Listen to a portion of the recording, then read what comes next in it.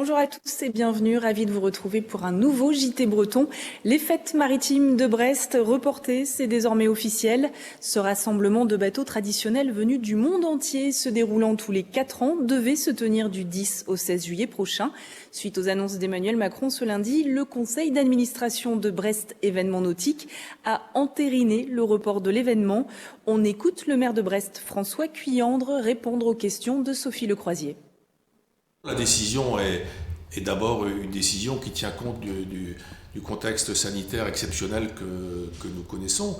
Donc je crois qu'il n'était pas raisonnable d'imaginer de mettre des centaines de milliers de personnes sur les quais de Brest. Et en plus avec cette question, est-ce que les Brestoises et les Brestois, et au-delà, toutes celles et ceux qui fréquentent ces fêtes auraient eu envie de venir faire la fête à ce moment-là. Par contre, ce qui a été décidé, c'est de maintenir ces fêtes. Ce n'est pas une annulation ad aeternam, si je puis dire, mais c'est la volonté de les organiser le moment venu, quand le moment sera venu, parce que ces fêtes font partie de notre patrimoine. La délibération qui a été adoptée ce matin donne mission à l'équipe permanente des fêtes maritimes de réfléchir à une possibilité d'organiser dans le futur proche ces fêtes, mais encore une fois, pas en 2020, ça sera plus tard. Et les annulations ou reports d'événements se succèdent. Tempête à Douarnenez n'aura pas lieu tel qu'il était prévu du 15 au 19 juillet. De nombreux festivals bretons vont donc être très impactés par cette crise sanitaire. Le 6 avril dernier, une cellule d'accompagnement a été mise en place par le ministère de la Culture pour faire face à cette crise du Covid-19. Et les réponses seront données au cas par cas. Les organisateurs des festivals annulés s'inquiètent déjà pour 2021 et le gros manque de visibilité pour les rendez-vous prévus après le 15 juillet suscite beaucoup d'interrogations. On écoute Émilie Charbonnel, chargée de communication d'un collectif qui regroupe une trentaine de festivals. Ils sont un peu à l'arrêt. Certains veulent encore y croire, donc continuent de travailler, mais tout en sachant que peut-être ils n'auront pas lieu. C'est plutôt démotivant. Et puis il y a toutes les questions financières aussi. Qu'est-ce qu'on peut déjà payer ou non, quels frais on peut engager, quels risques on prend de signer des contrats avec des artistes, avec des prestataires, alors que peut-être le festival ne pourra pas avoir lieu. La plupart des festivals font souvent remonter que pour être à l'équilibre, ils sont obligés d'être pratiquement au complet. Donc c'est vraiment une économie fragile, vraiment sur un fil. S'ils perdent des partenariats privés parce que les entreprises ne peuvent plus, s'il y a certains coûts qui augmentent d'accueil, de prestataires, d'artistes, si peut-être c'est pas impossible que les dotations aux collectivités l'année prochaine baissent, peut-être que les subventions des années à venir vont également baisser. Donc il y a effectivement des inquiétudes à plus long terme, pas seulement sur 2020. Et durant cette première semaine de vacances scolaires en Bretagne, l'accueil des enfants de personnel indispensable à la gestion de la crise sanitaire a été mis en place par les différentes collectivités territoriales. À Questembert, 12 enfants de pompiers, soignants, policiers, agents de l'État mobilisés sur la crise passent ici leurs vacances. 3 animateurs s'occupent des enfants et ils ne sont pas de trop. La vie du centre de loisirs est chamboulée, comme nous l'explique Cathy Verger, directrice du pôle population de Questembert Communauté, au micro de Fanny Coconnier. On sent quand même que les enfants qu'on accueille, donc qui sont personnels soignants, aides-soignantes, EHPAD, pompiers, le contexte familial est quand même assez, on va dire, tendu, on pense, anxiogène un peu. L'idée, c'est pas de demander aux enfants tous les matins comment ça va, comment ça se passe à la maison, mais vraiment de prendre en compte, ils ont la possibilité de s'exprimer sur le sujet s'ils ont envie, mais c'est aussi, au centre de loisirs, on fait autre chose, et puis c'est un peu une journée comme avant, en fait. Je pense que tout est nouveau, là, dans ce qu'on fait. Non, mais c'est vrai. Par exemple, il faut préparer le matériel pour tous les enfants. Les enfants ramènent leur matériel. Enfin, on a demandé aux familles, par exemple, de venir avec leur vélo. S'ils veulent faire du vélo, ça évite, en fait, la passation des enfants qui font du vélo, de désinfecter à chaque fois. C'est pas ce qu'on fait, parce qu'on travaille généralement sur je prête, tu prêtes, voilà. Bon, là, c'est un peu tout l'inverse. Et c'est comme ça au quotidien. Enfin. Et puis cette information, un arrêté du préfet du Morbihan interdisant l'achat d'alcool de 4e et 5e catégorie jusqu'au 11 mai. Whisky, rhum, vodka et autres alcools distillés sont donc interdits à la vente dans les commerces alimentaires ou points de vente pratiquant la livraison. Une décision prise pour faire face à la montée des violences familiales. On passe aux 5 infos préparées par les rédactions du Télégramme. 940 marins ont été testés positifs au Covid-19 sur le porte-avions Charles de Gaulle et le groupe aéronaval qui l'accompagne, sur un total de 2300 personnes, a indiqué ce vendredi la directrice centrale du service de santé des armées.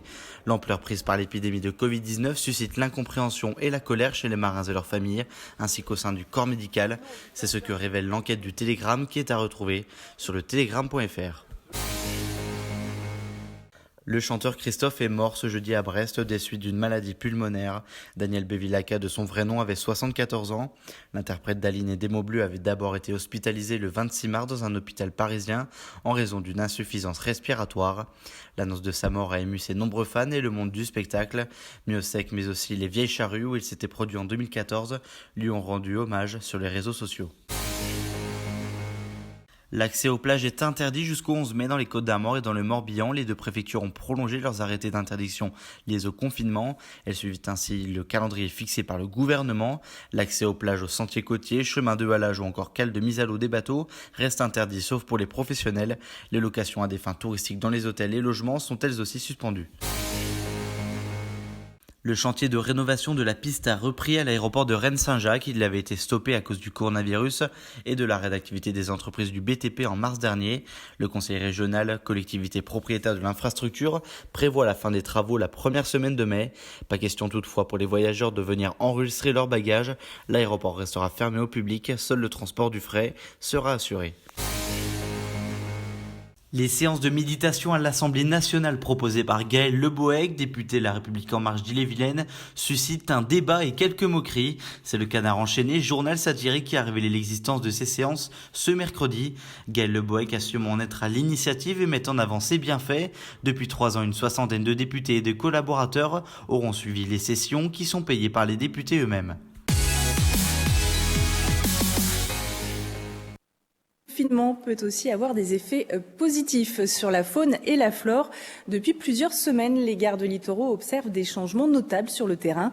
Dans le Morbihan, une espèce protégée est tout particulièrement regardée de près, le gravelot à collier interrompu. Nous avons suivi un garde littoral sur la côte quiberonnaise. Armé de jumelles et d'une longue vue, Gaëtan, garde littoral sur la presqu'île de Quiberon, arpente la plage. Sa mission, assurer le suivi des espèces d'oiseaux en localisant les couples et les nids. Ce qu'on recherche ce matin, c'est les gravelots à collier interrompu. C'est un petit oiseau, un petit limicole à peu près grand comme ça, qui niche sur la plage. Sauf que depuis quelques décennies, son espace vital est de plus en plus réduit.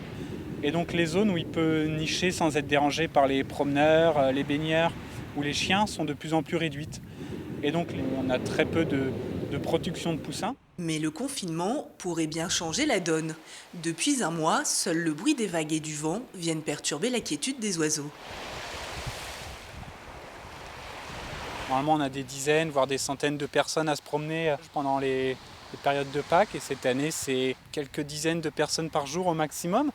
Après, on note aussi des différences sur le comportement des oiseaux, notamment, qui paraissent beaucoup moins stressés, qui vont occuper des secteurs de dunes ou de falaises qui n'étaient pas occupés avant, parce que justement, ils profitent de nouvelles zones de quiétude qui se créent.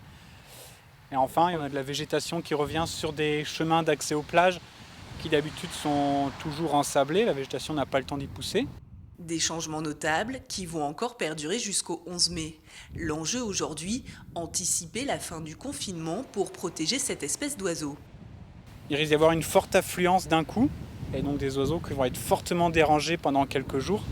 Donc l'idée, ça va être de rester attentif au comportement de la faune autour de nous, éviter d'aller l'embêter là où elle est présente.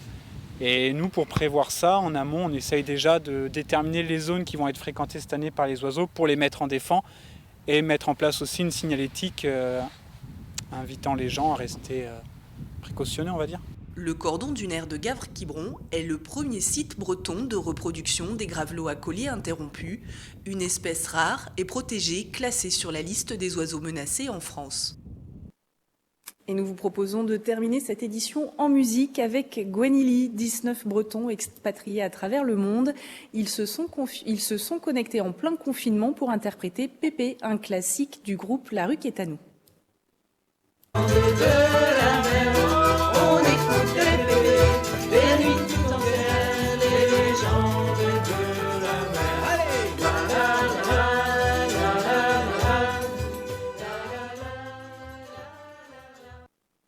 merci à tous ces artistes, amateurs ou professionnels qui partagent leurs prestations sur les réseaux sociaux et qui permettent de vivre un peu mieux ce confinement. Merci à vous de nous avoir suivis. On vous souhaite un très bon week-end sur TBO et TB Sud. Salut.